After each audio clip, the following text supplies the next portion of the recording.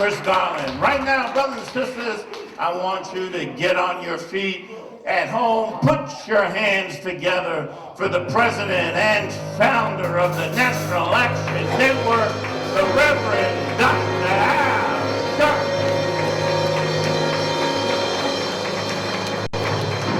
No justice, no peace.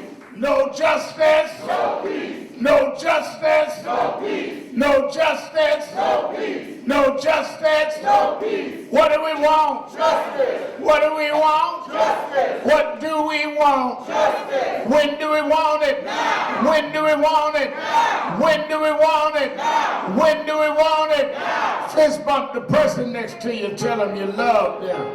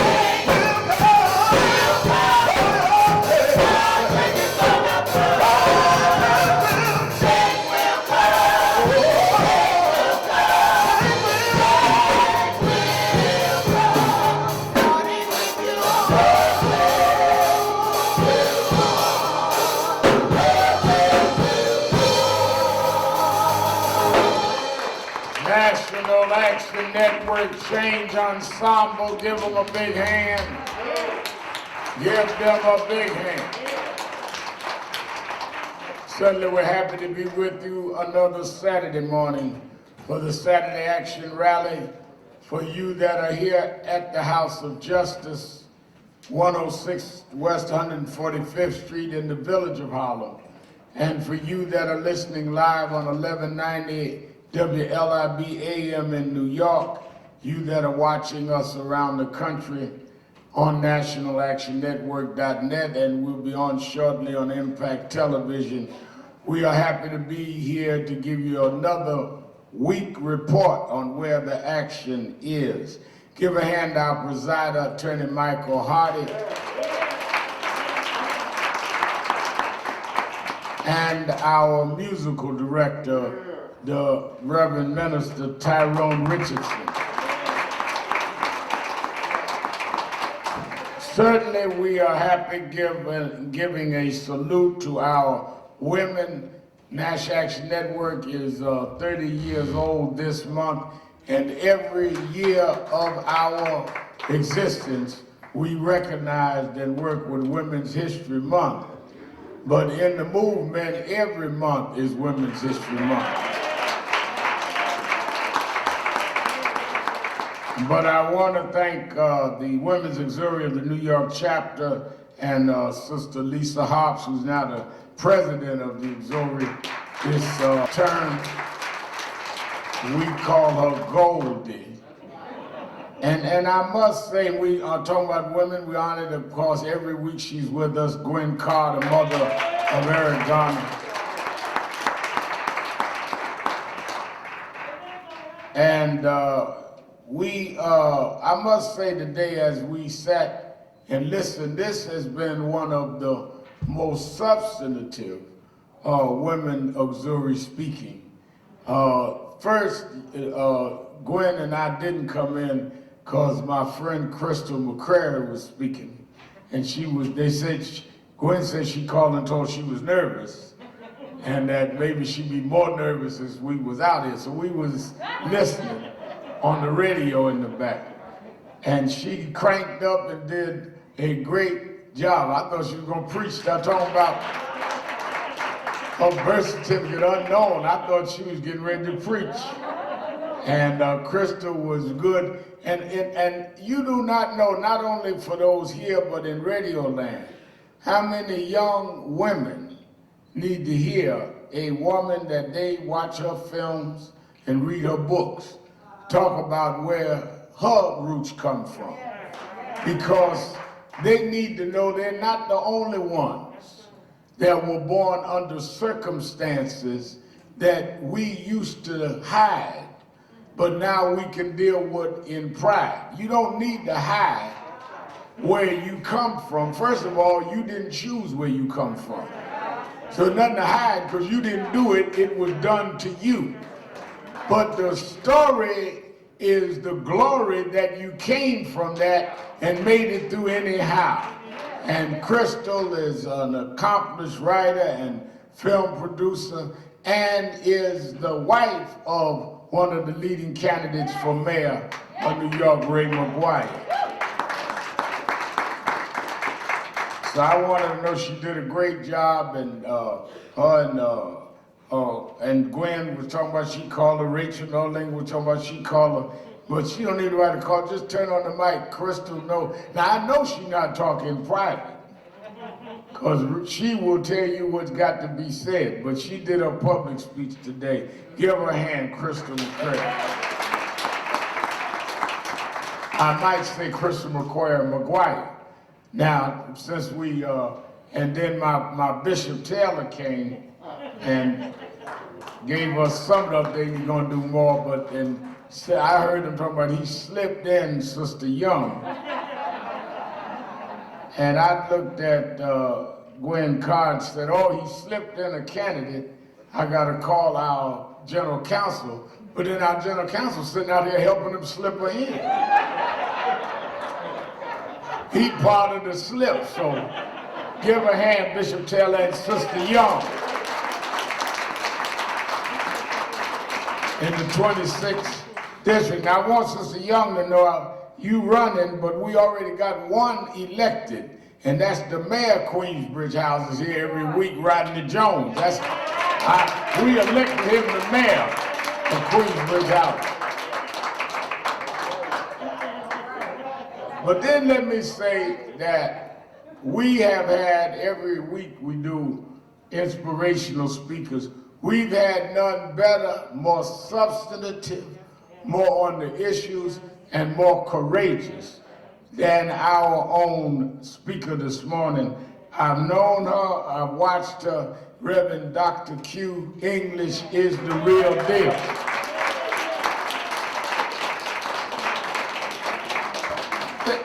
And she and I served together on a group called CORAL, the Conference of Religious Leaders. Yes. And we meet every quarter at the Cardinal's house. And let me tell you something. There's no one that is prophetic that keeps you comfortable. Being prophetic is to make you uncomfortable. A lot of our preachers are there to entertain you and to play to your comfort. Those that are prophets, in between a prophet and an entertainer, those that are prophetic makes you deal with things you don't want to deal with. Every prophet in the Bible came to wake folk up. Well, the interpretation of that is that they had to be asleep in order to have to be awoken. If they wasn't asleep, they wouldn't need nobody to wake them up. The art of sleeping is that you are relaxed and comfortable. So to wake folk up is to break their comfort. And Q English comes in that tradition. When churches wanted to ignore sex trafficking and other things in this city and nation, she spoke loud, cried loud, and spared not. We're honored to have her with us today. Give a big hand to Reverend Dr. Q English. And I want you to know, in the privacy of the Cardinals' home, she's just as vociferous and vehement about these issues as she is as she speaks from her own pulpit at Bronx Christian Fellowship. And that's kind of folk I respect, and I'm glad that the Women's Auxiliary chose her. Let me quickly say one of the things I did this week, and I'm gonna get into more, was I was honored to speak for the Thurgood Marshall School this week by Zoom.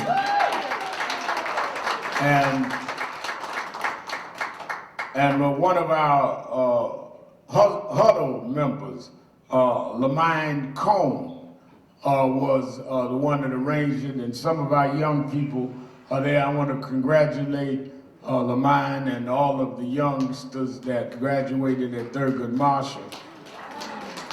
But I also have a personal note. This week, my daughter, Dominique Sharpton Bright, got her BA degree from the University of Massachusetts.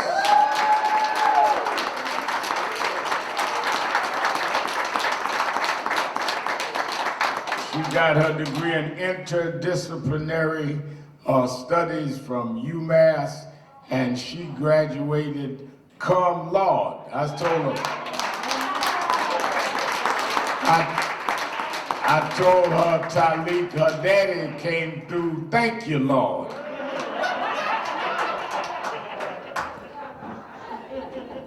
If Bishop Taylor can have a PhD, I can have a thank you, Lord degree.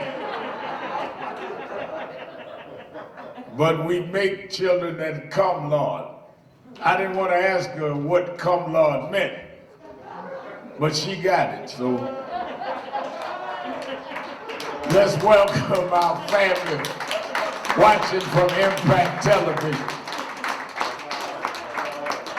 I told my grandson, Marcus Al, his mother graduated, got a BA for cum laude, and he just looked at me and said, "Where's my bottle?" He's not impressed at all. Cum laude to him is come bring me my milk. We've faced this week many issues that I think we need to be very clear about. We are days away from jury selection in the trial of Derek Chauvin, the officer that killed George Floyd in Minneapolis. So leading into this week, we're dealing with the COVID-19 relief package.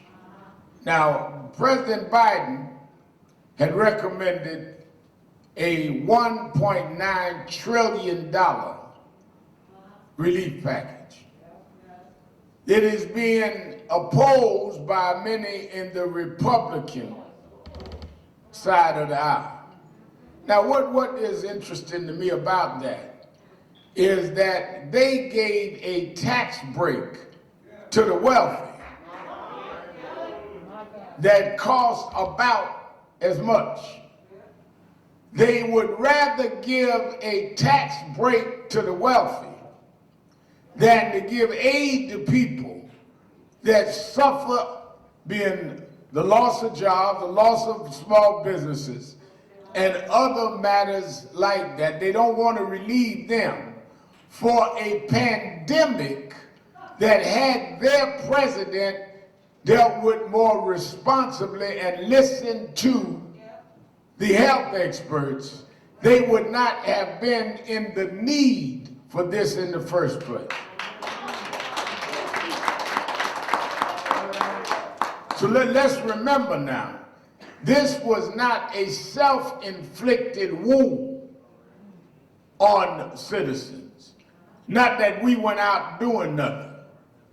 This was something that came into this country, was warned about, and despite the health experts telling Donald Trump last January that there was a pending problem that could reach pandemic proportions, he went out and misled the American people.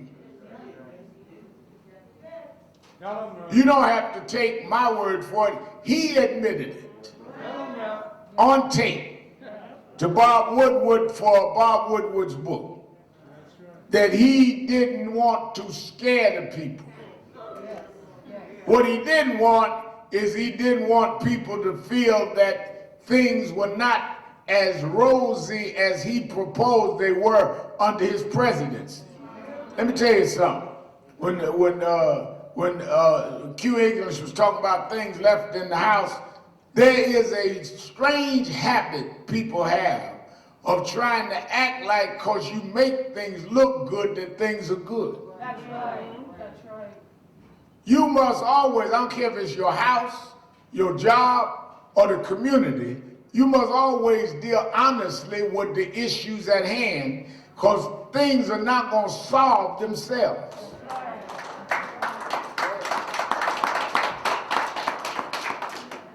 We've been spending a lot of time this week. Lloyd Williams, chair of the Uptown Chamber of Commerce, stand up. Lloyd's in the house this morning.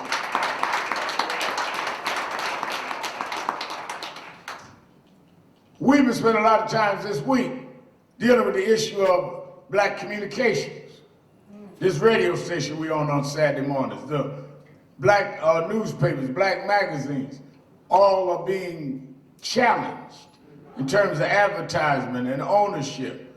Was a time when I was growing up that we would on Wednesdays get Jet Magazine, and Thursdays Amsterdam News, and the New York Beacon. Used to have a paper in Brooklyn, starting Brooklyn, Big Red. Some of y'all know y'all should get your numbers out of the back of Big Red. I can tell those because they said amen when I said Big Red. All of that has been either gone, WWRL, either gone or marginalized, which means that you lose your voice. Think about that now. Monthly, we used to have Ebony, Essence, Black Enterprise, Sepia, all of them, Black Stars. Now they're down to 2 or 3. So he and I have been wrestling with that. Some of our blacks in power or that are in the levels of advertising ability don't want to talk about it. We have no choice but to talk about it, because if you have no voice, you can't affect your situation. Seemed to me when Precious Sutton and others organized Bishop Taylor to own LIB and own WBLS, and because we own the radio stations, just like Bishop Jackson owns Impact TV that's on all over the world we own. When you own that, you can then deal with your economic and political interest. If we didn't have a BLS, LIB, and RL in the late 80s, David Dinkins would have never been elected mayor.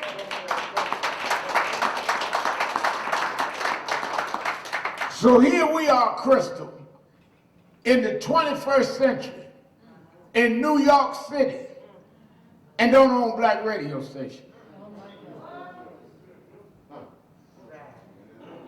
Today, with all of the artists doing all of the social media flashing about what they own, they do not invest in the communications industry that keeps our people informed and is the basis of them putting their careers and making commercial value. Because let me tell you something, people talk about, well, Rev Mal, you know, people don't just use radio no more, they use social media. They are regulating social media. They're going to use the coming down with new guidelines based on what the right wing did. That you ain't going to be able to depend on social media but for so long to do so much. First of all, let me give y'all a little update on that. I didn't intend to go this way, but I'm going here. The reason why social media alone, I'm not against social media. I do Instagram and Twitter and everything else. But the reason why social media alone cannot be the mobilizer for our community is our community disproportionately is in broadband deserts. You can't go online if you can't connect. You get certain housing developments. I heard 2 or 3 housing development graduates up here this morning. You get some housing developments in New York. I'm talking about March 6, 2021, and you can't get online because you can't get in line. I'm talking about right now, down the block. So if you're going to organize people from social media, how you going to organize them if they can't go online and hear you? How did I know that? In the middle of this pandemic, when they closed the schools, and they said young folk can go online and learn from home. Many in our community, Lord, our kids couldn't go online because they don't have access to the internet. That's why we need social media and radio and black newspapers and black magazines.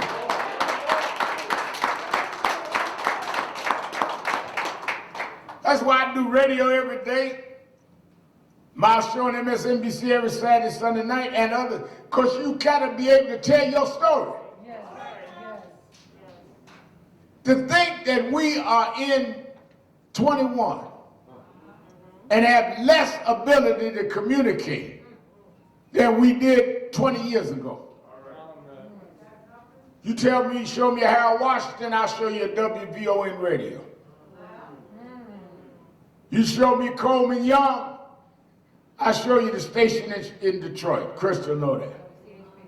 WCHB was the station in Detroit. You show me a Maynard Jackson, Andrew Young Mayor, I'll show you WDAS in Atlanta. We have been silenced, so we can't communicate with each other. And we're not talking about it because we become convinced that we must go to the mainstream rather than the mainstream coming to us. First of all, mainstream, what mainstream? Who defines what is marginal and what's mainstream? When I was growing up in Washington Temple, Operation Breadbag, that was mainstream to me. All the kids I went to school with, they had their cultural event, I had mine. Didn't make one mainstream and one not. It's what you prefer. Some of my friends I went to Tilden High School, whites, blacks, Latinos, some of my friends preferred their art, I preferred mine. Some of them liked the Beatles, I liked James Brown. We weren't mad at each other, we had different tastes. But don't act like if it is not white, it is not mainstream, is subjecting yourself to white supremacy. You have your taste, I have my taste, they're all mainstream.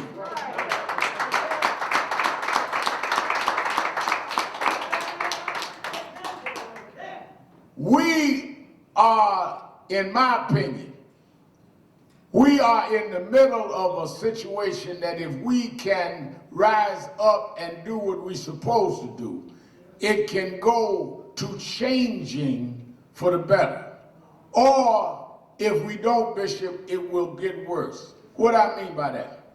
The pandemic, if it did one thing, it exposed what was already existing in terms of the health and education disparities in this country. We've been talking a long time about blacks do not get equal health care. It became apparent with the pandemic. Now the question is, what are we going to do about it? When I hear these folk, I told them when we had the meeting with Biden, virtual, or the civil rights leaders, I told them then, we are the only folks saying, let us go back to normal. Don't go back to normal. Normal didn't work for us. You'll never hear me say, I'll be glad we go back to normal. No, I want us to change what was normal. And we're going to have to do it with a real commitment to put the most energy in what is the most neglected. Anybody ever had children know you don't love your children equally. You love them based on their needs. Some children need different than other children. You don't give your children the same amount of attention. Some children want to be left alone. Some children need a lot of attention. You don't love them equally, you love them adequately. That'll hashtag you.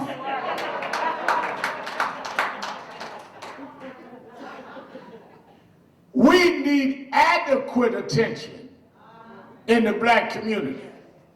Why? Because we have the disparities in health care. Why? We have the disparities in our educational system. Why? It is because of all that social landscape that gives us a disadvantage. Well, here y'all go again. No, we are not like that because we set it up. It was systemically that rendered us that way. You can't, I was telling some students, I spoke at Pace the other week, affirmative action as a government program, which is a moderate version of reparations, because if we really must deal with reparations, which we're dealing with right now in the Congress, is that the government must undo what the government did. Y'all act like it was just some custom that blacks couldn't read and write. It was against the law. It was not custom we couldn't go to Ivy League school. It was against the law. It was not just white folks down south just didn't get along with us. It was the law we couldn't go where they were.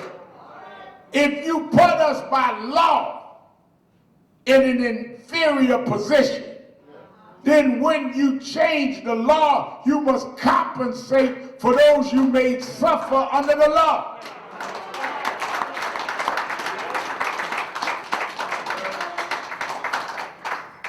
I was born and raised in Brooklyn. My mother from Alabama. When I got to a certain grade and we had to deal with homework, my mother couldn't help me with algebra and geometry. Not because she was ignorant, but she grew up under Jim Crow where she couldn't learn that. You don't blame my mama, you blame those that discriminated against my mama.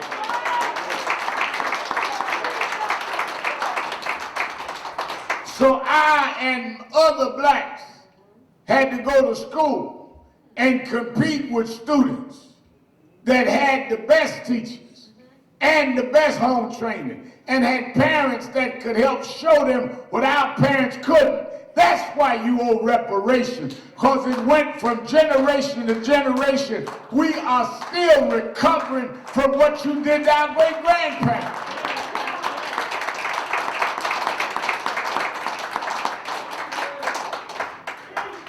You go to a doctor, you have an illness. What is the first things the doctors do? They say, what do you have in your family's medical history? Does cancer run in the family? Does diabetes and anybody on either side, mama, dad? They go through your family history. Well, if you're going to deal with the social landscape of America, deal with our family history. I'm just 3 generations away from slavery, 1 generation away from Jim Crow. That's my family history. Yet I stand on the stage with you, presidents and governors, as an equal, which showed that if you hadn't discriminated against us, not only would we been equal, we'd have been ahead, because we bad enough to come from behind and catch up with you.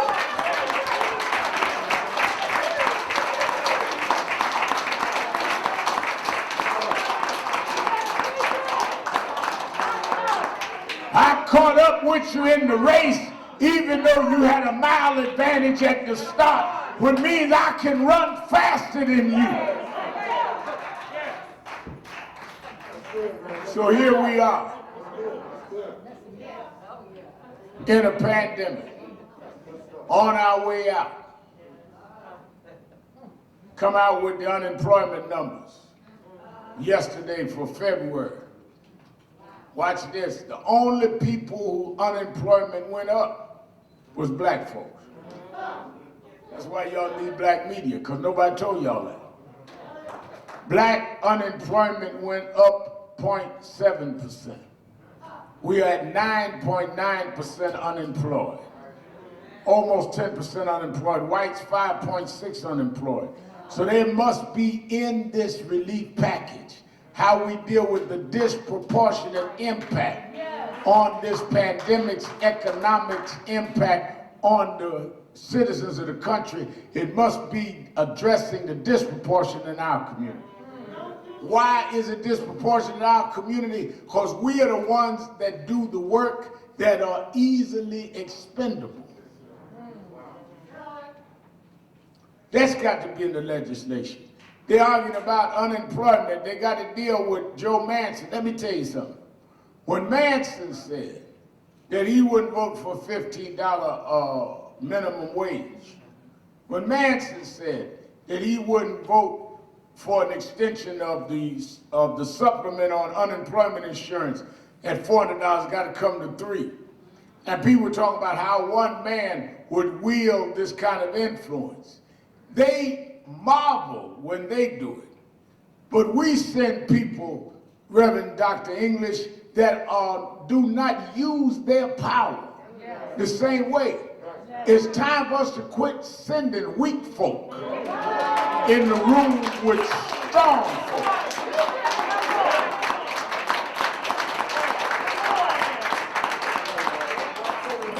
If you, I don't care what office you're running for, if you don't have enough backbone to stand up no matter what they say, then you don't need to represent us. You need to have some people that will stand for something and don't care how many attacks they give. I didn't come here for you to pat me on the back. I come to stand for the people nobody stood for.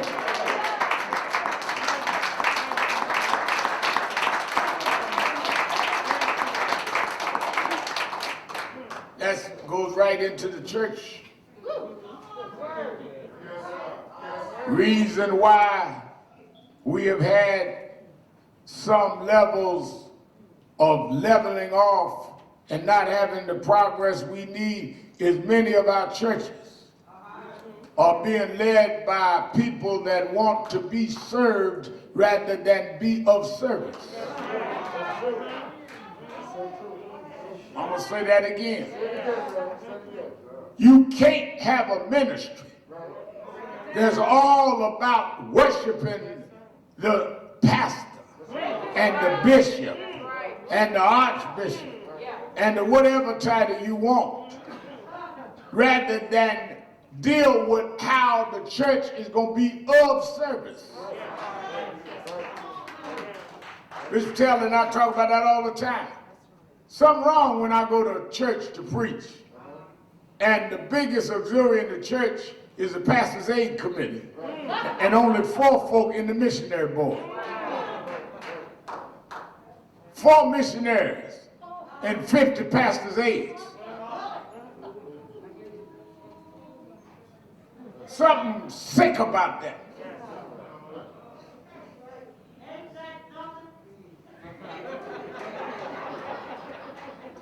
The Reverend, my friend down in Houston, Bishop James Dixon, says the problem is that the church has gone from a battleship to a cruise ship.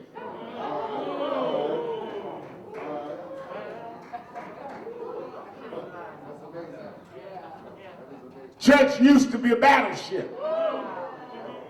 Church used to be where we organize and fight the power. But you reduced the church from a cruise ship, from a battleship to a cruise ship. You don't talk about how we gonna go deal with the education. You don't talk about how we gonna deal with unemployment. You're not gonna talk about how we gonna deal with sex trafficking. We're not talking about how we deal with drug addiction. We're not talking about how we dealing with police brutality. We talk about how we gonna take a trip to the Bahamas. How we all going on the church sojourn. Let's go for our annual trip to the Holy Land to see where God delivered the children of Israel. Well, that's good if you're gonna come back and deliver the children of Africa right here in America.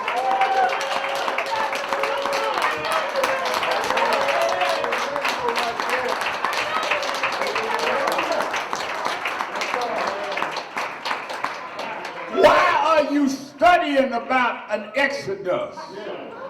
Why are you studying about a liberation movement if you are too cowardly to join one now?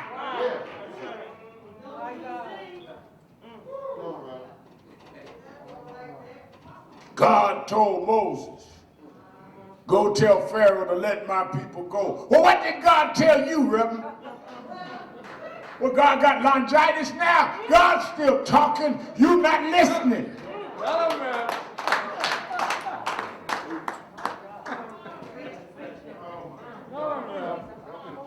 And you become addicted to trying to be like your oppressor.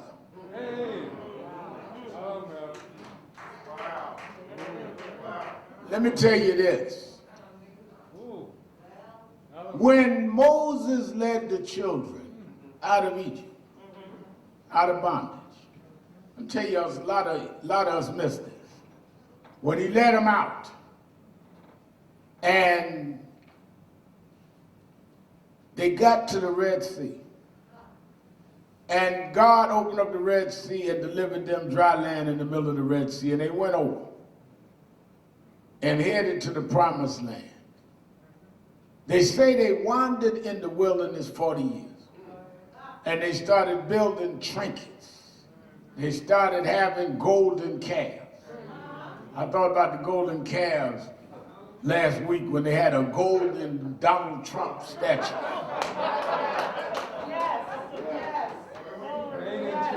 I'm not making this up. They had the conference of CPAC down in Orlando, Florida last week, and they had a golden statue of Donald Trump. They did all of this worshiping materialism, trinkets, doing the bling bling in the wilderness. And that was addressed in Proverbs. Proverbs 3:31 talks about don't envy the oppressor.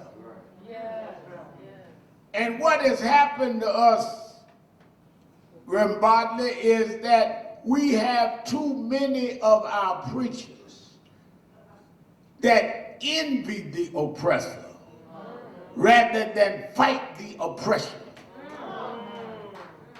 So you want the same trinkets. You build your appeal off trinkets, golden images. Y'all call it prosperity. And try to make a theology out of wilderness behavior. That's all it is. We're on our way to the promised land, and you done threw up some prosperity trinkets. Like Dr. King died to get you a new model car. Like Meg Evans died so you can get a mansion out in a neighborhood nobody black can live but you. That people suffered to bring down the walls of Jim Crow so you can be the only Negro in a corporation. And you hustle off of the blood of those that fought to liberate you. God told me the other day, talking about how much I admired and respected Vernon Jordan, who passed this week. Because Vernon never stopped fighting in them corporate rooms and never stopped standing up to Bill Clinton and others, speaking truth to power. And one of their guys said to me, a black executive, big corporation, said to me, well, you know, Reverend Al, I get along with you because you just asked us to help National Action Network once a year. Well, one of these other guys used to call me 4 and 5 times, try to get a donation. And everybody laughed. And I said, it ain't funny to me. He said, why you say that? I said, because the question is not why did he have to call you 4 or 5 times. The question is if it hadn't been for him, you wouldn't have been in the corporation. You should have answered the call the first time. How are you bragging about how unresponsive you are to the people that sponsored you in the first place? When you were in the community, living in the housing project, you understood things, but somewhere when we fought and got your ungrateful butt downtown, and you got in the elevator from the lobby up, you got amnesia on the way up. You got a bad case of Negro amnesia.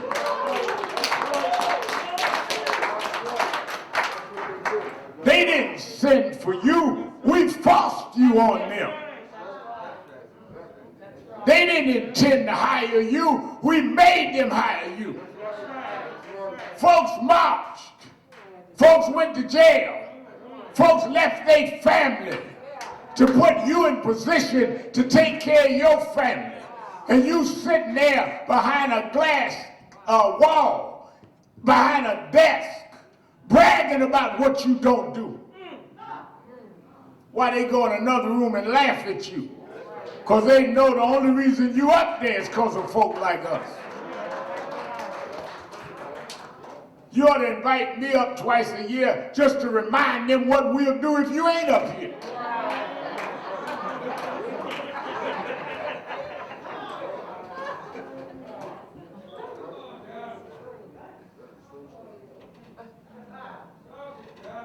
Prophets are not there to make people comfortable. Difference between a prophet and those that just go along to get along is prophets will speak truth to power, even if it makes those in charge uncomfortable. Prophets will cry loud and spare not, even if it is at the jeopardy to themselves. That's why Women's History Month, I love the story of Esther. Because Esther had found favor in the king. Now, y'all need to read that story. There was a guy in the king's court, his main advisor, Haman, who had convinced the king to kill all of the Israelites. Kill the Jews.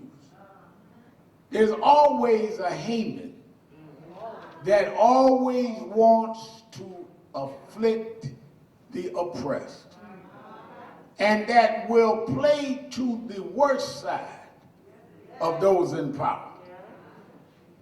There's always a Haman that'll say, cut the budget. They don't need that uptown.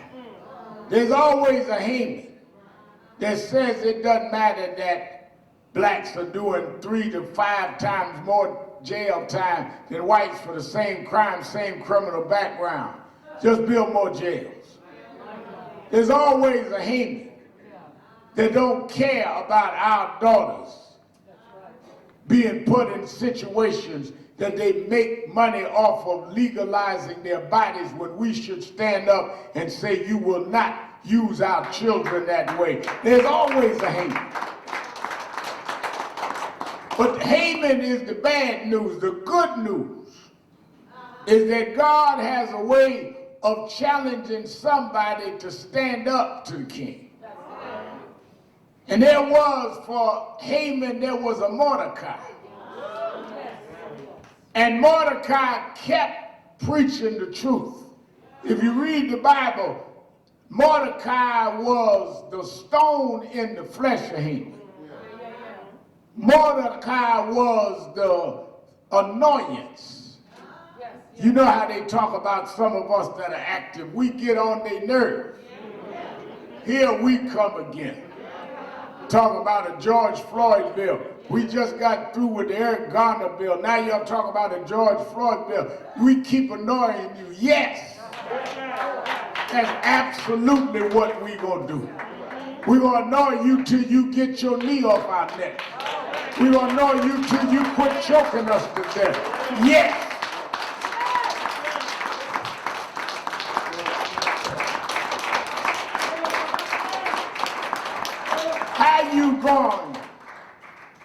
How you gonna put your knee on my neck and act like me complaining is annoying you?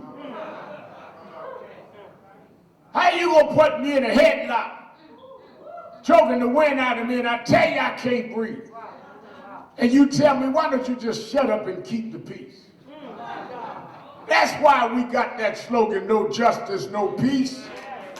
There won't be no quiet as long as you keep doing what you're doing. They don't want peace, they want quiet. The price for peace, Sister Young, is justice. The price for peace is fairness. The price for peace is equality. But if you want to leave things just the way they are, that's just quiet. Just suffer in silence. Just shut up and let things go along. So Mordecai kept disturbing the peace. They wanted to shut him up. They just wanted to do whatever. He just kept going. Because some of us become so obsessed with God in our calling that we couldn't shut up if we wanted to. Something in you. You sing that song in church, something within me. Something in you just make you speak up anyhow. So Mordecai kept on going forward. Finally, it came that sometimes you can be lured by God in a certain way. The king had an eye for Mordecai's cousin Esther. And she was brought into the king's palace. And something about her attracted him as he was used to dealing with all of these women. Rather than Mordecai denounce her, he said, maybe. You're in there now. You've been raised right. You come out of a liberation family. You come out of a family of annoyance. You come out of a prophetic tradition. Maybe you've come for such a time as this. There's a man in there, Haman, that has plotted the genocide of your people. And you're not in there to be no beauty queen.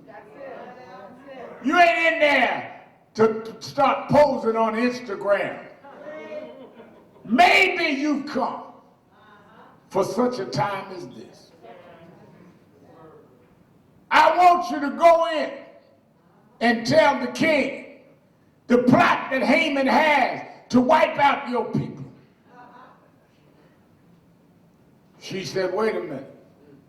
You know if I do that, I could be punished. I could be killed. We're not supposed to address things like that to the king. We're not supposed to get out of order. That's some of y'all got jobs that you just stay in your little cubicle and don't speak to nothing else because it might risk your little position. You might miss getting the golden key to the bathroom. Whether you got the regular key or the golden key, they're doing the same stuff in the bathroom anyhow. It don't change what the bathroom do. And Esther sent word back. This is what the story of strong black women are. Esther sent back word, well, you know, it may affect my career. It may affect my social standing. It may affect my position in the palace. No, I'll be honest. It may even cost my life.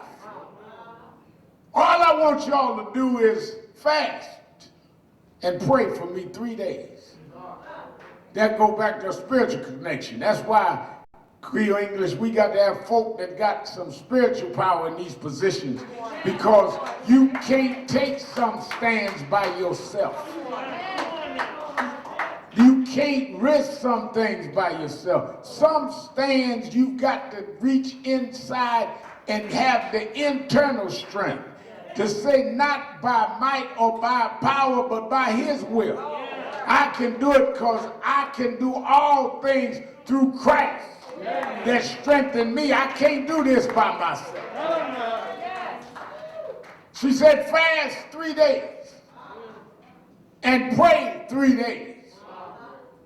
And she said, I fasted now, I prayed, I made one decision that separated me from the other beautiful women in the palace.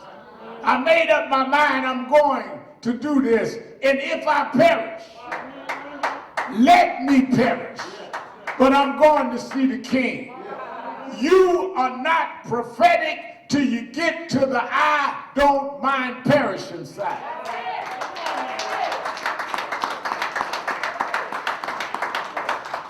Until you get to where you throw it on the line. Till you get where you say, I don't know if I'm going to make it. I can lose it all. But I'm going to stand up anyhow. God can't catch you until you're willing to fall. I can't go there. That's jumping off a cliff. But I got enough faith that if I jump off a cliff for God, that I'm jumping in his arms because he won't let me fall. Some of y'all are too careful to be useful.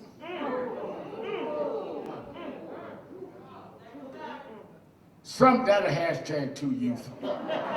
Some of y'all are too careful to be useful. Why do we remember Women's History Month Rosa Parks? Because she wasn't that careful. Why do we remember Fannie Lou Hamer? Because she wasn't that careful. Why do we remember Gloria Richardson, Shirley Chisholm? Because they wasn't that careful. They were more useful than they were careful. Reason why nobody remembers you and will remember you is you was careful, but you wasn't useful. You lived all right, but you were so careful that your life didn't affect nobody but you. I tell folk all the time that I'm very selective now about preaching funerals. I don't preach everybody's funeral no more. When I was a younger preacher, Reverend, I need you to do my cousin's funeral. I didn't know your cousin, but I preach it. My great aunt died. Mississippi, when you go down and preach a funeral, I never heard of her, but I'll go. I done got selective now because most folk shouldn't even have a funeral. I want y'all to hear me now. Most folk should go straight from the morgue to the cemetery. Because most folk ain't done nothing for us to talk about. I remember I told this story. I told this story many times. I remember the night that I did the eulogy at Michael Jackson's burial.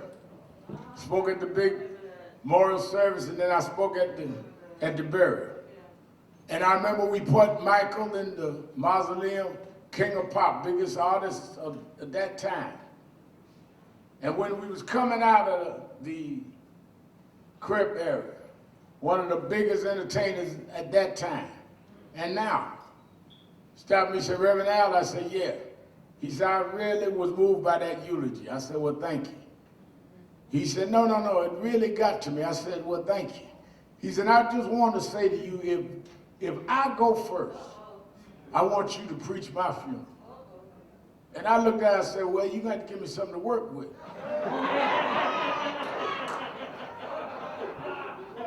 That's why I stopped doing a lot of funerals, because I got tired, Crystal, of getting up, lying, and hallucinating over somebody's body. I mean, you sit up in the pastor's study trying to make up stuff about somebody ain't done nothing. Got them a nice house. Who cares? It'll be on the market next week. Somebody else will move in that house and never even know you were there.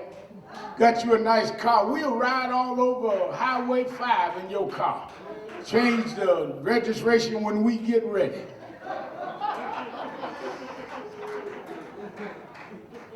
Had big wardrobe. Well, we'll see what we can fit, and the rest will go to the charity.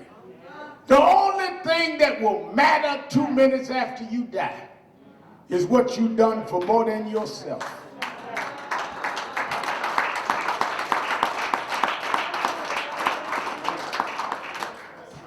Martin Luther King didn't have the biggest church in Atlanta. There was churches bigger than him. He didn't leave a lot of money, $5,000 in the bank. They had to raise money, help with his family. But he changed this country from the back of the bus to the front of the city hall, all the way to the White House. And now when you go to Washington, D.C., and the planes circle Q English, and they go around getting ready to land, you look over and see the Washington Monument, and then the Jefferson Monument, and the Lincoln Memorial, and then you see on the banks of the Potomac River a memorial to Martin Luther King. Every third Monday of every year, the schools and the courts are closed to celebrate a black preacher that didn't make it off the size of his church, but he stood for something.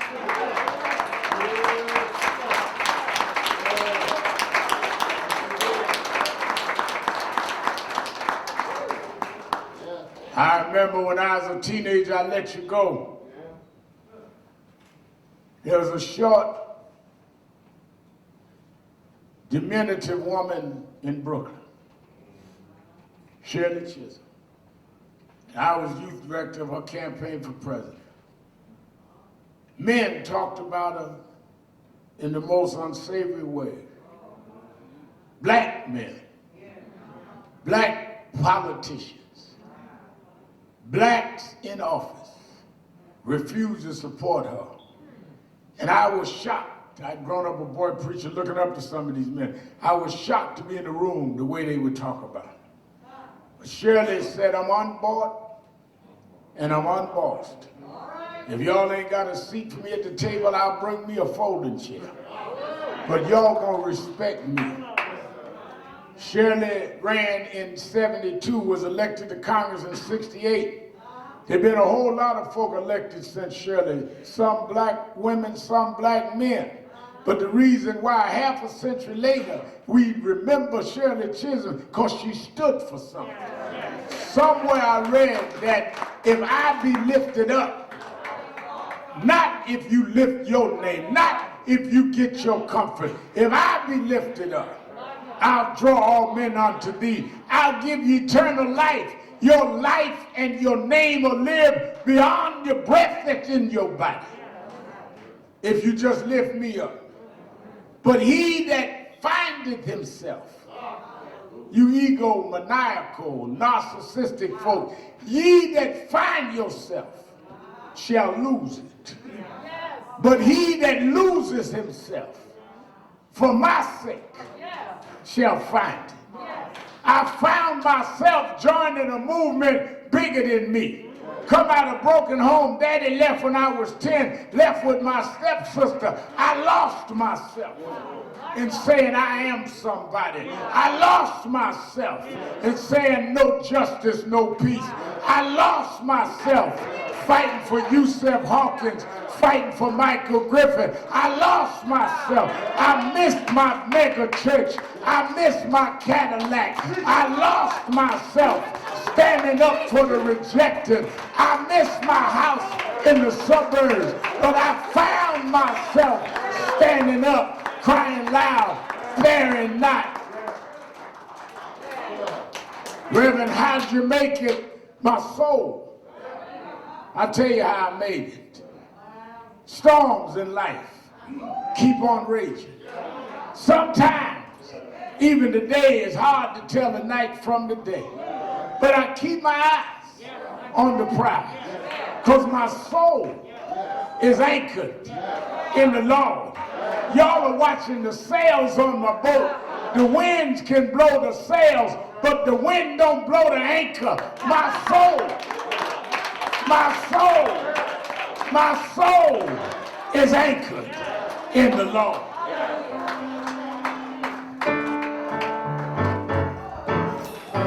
Though the storms keep on raging in my life,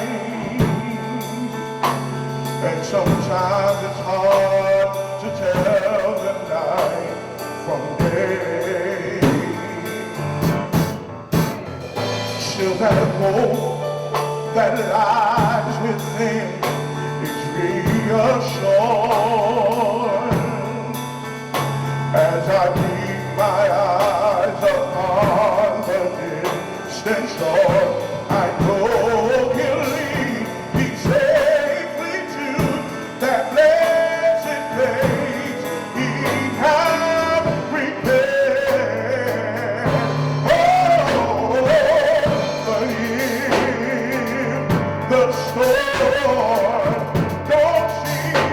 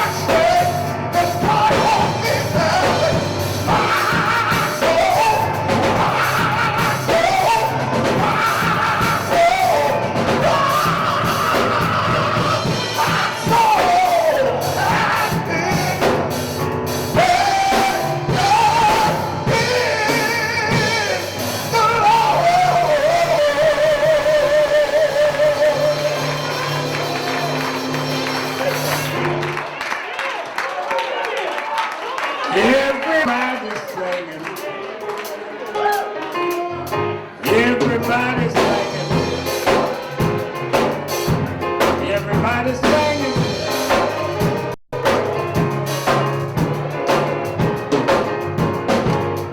Everybody's singing.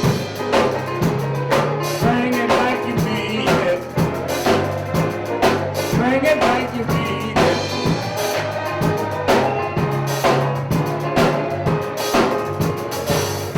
Everybody now. If you're smoking ain't good. Everybody's singing.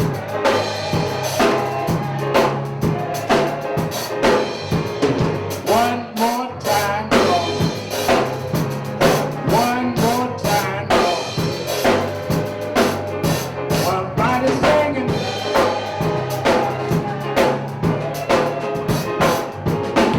I'm open the doors of the movement. There may be someone here today that listens to us on radio, sees some of our activities on television, but never joined National Action Network, never became an active member, joined one of our committees, worked with us in whatever capacity you can or want to. This can be your home for fighting for justice. If you're here today and never joined, just come down to me now and we'll arrange to sign you up right now to be a part of this justice family. Come on, everybody singing. Come on, everybody singing. Everybody singing.